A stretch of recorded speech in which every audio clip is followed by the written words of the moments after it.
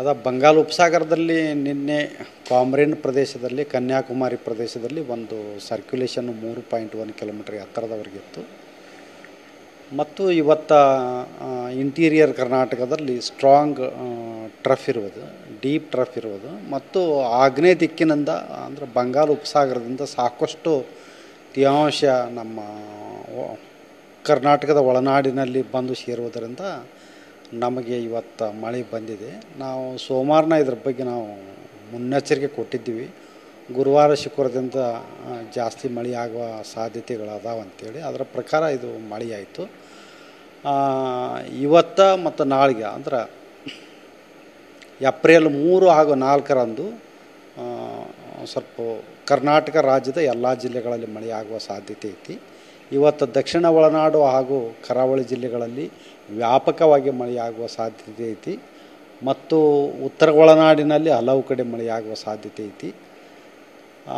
ಈಗ ಕೆಲವೊಂದು ಜಿಲ್ಲೆಗಳಿಗೆ ನಾವು ಯೆಲ್ಲೋ ಅಲರ್ಟ್ ಕೊಟ್ಟಿವಿ. ಅಂದರೆ ಕೆಲವು ಜಿಲ್ಲೆಗಳಲ್ಲಿ ಕೆಲವು ಕಡೆ ಭಾರಿ ಮಳೆಯಾಗುವ ಸಾಧ್ಯತೆಯೂ ಕೂಡ ಇದೆ. ಇವತ್ತು ಪ್ರಮುಖವಾಗಿ ಶಿವಮೊಗ್ಗ, ಚಿಕ್ಕಮಗಳೂರು, ಹಾಸನ, ಕೊಡಗು, ಮೈಸೂರು, ಚಾಮರಾಜನಗರ, ದಕ್ಷಿಣ ಕನ್ನಡ, ಉಡುಪಿ ಈ ಜಿಲ್ಲೆಗಳಿಗೆ ಜಾಸ್ತಿ ಬರ್ಬೋದು. ಬೆಂಗಳೂರಿನಲ್ಲಿ ಕೂಡ ಸಾಧಾರಣವಾಗಿ ಮಳೆ ಬರ್ಬೋದು. ಕೆಲವೊಂದು ಕಡೆ ಭಾರಿ ಮಳೆ ಬರೋ ಸಾಧ್ಯತೆಯೂ ಕೂಡ ಇದೆ.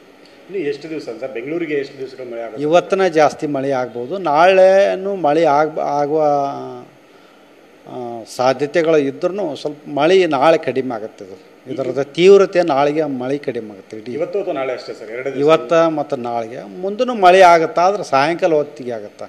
ಹಿಂಗೆ ಬೆಳಗ್ಗಿನ ಮಳೆ ಆಗೋ ಇದು ಸಾಧ್ಯತೆಗಳು ಕಡಿಮೆ. ಓಕೆ ಸರ್, ಈಗ ಯಾವ ಕಾರಣ ಅಂತಂದು ಹೇಳಿದ್ರಿ? ಉಪಸಾಗರದ ಎಫೆಕ್ಟ್ ಅಥವಾ ಸೈಕ್ಲೋನ್ ಏನಾದರೂ ಬರ್ತಾ ಇದೆ ಸರ್? ಹೇಗೆ ಅದು ಕರ್ನಾಟಕದ ಒಳನಾಡಿನಲ್ಲಿ ಒಂದು ಡೀಪ್ ಟ್ರಫ್, ಆಳವಾದ ಟ್ರಫ್ ಇದೆ ಮತ್ತು ಆಗ್ನೇಯ ಬಂಗಾಳ ಉಪಸಾಗರದ ಆಗ್ನೇಯ ದಿಕ್ಕಿನಿಂದ ನಮಗೆ ಕರ್ನಾಟಕ ರಾಜ್ಯಾದ್ಯಂತ ಸಾಕಷ್ಟು ತೇವಾಂಶ ಸಿಗುವುದರಿಂದ ಹಾಟ್ ಏರು ಮತ್ತು ಮಾಯ್ಶ್ಚರ್ ಎರಡು ಕಂಬೈನ್ ಇಫೆಕ್ಟ್ ಆಗಿ ನಮ್ಗೆ ಸಾಕಷ್ಟು ಮಳೆ ಬರಕತ್ತೈತಿ. ಬೆಂಗಳೂರಿಗೆ ಏನಾದರೂ ಮುಂದಿನ ದಿನಮಾನಗಳಲ್ಲಿ ನಾಳೆ ಅಥವಾ ನಾಡಿದ್ರಲ್ಲಿ ದೊಡ್ಡ ಭಾರಿ ಪ್ರಮಾಣದ ಮಳೆಗಳು ಅಥವಾ ಹೆಚ್ಚು ಮಳೆಯ ಸಾಧ್ಯತೆಗಳಿದೆ ಸರ್ ಬೆಂಗಳೂರಿಗೆ? ಬೆಂಗಳೂರಿನಲ್ಲಿ ಇವತ್ತು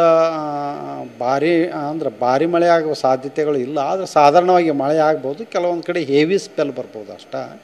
ನಾಳೇನು ಭಾರಿ ಮಳೆ ಆಗುವ ಮುನ್ನೆಚ್ಚರಿಕೆಗಳು ಏನಿಲ್ಲ.